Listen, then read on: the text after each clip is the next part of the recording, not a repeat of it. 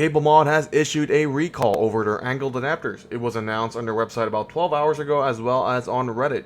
Anyone using one of their adapters should stop using them immediately. They have also advised that they will provide more information in the coming days and that they have pulled the connector out from their stores as part of the recall. This could possibly come from the few reported cases on Reddit of the new 1.1 adapter melting plugs again.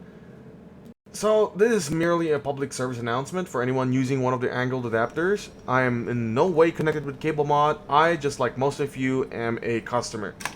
Hopefully this does not start a debate whether or not one should have ever used an adapter in the first place. There are arguments for and against using one, given all the fun that the 12-volt high-power 6x2 cable has provided us. Nonetheless, I'm just hoping that this message gets through for those who use the adapter, that they should remove it and just use either a cable, or like me, I have a native cable provided by Seasonic. To be fair to Cablemod, they do stand by their guarantee to repair or replace / refund your GPU if something does happen.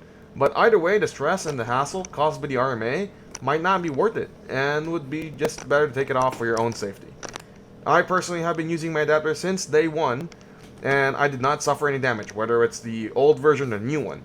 But I don't want to risk a $900 GPU for it, so what more for those people using 4090s? Biggest gripe, I do feel that Cablemod should have worded it as a mandatory recall instead of a voluntary recall, and the fact for everyone who bought the adapters and the 1.1 replacement will probably have to pay shipping again for a new angled cable or, version 2 adapter. So I hope that more people are able to see this and just stop using their adapter for now, for safety's sake.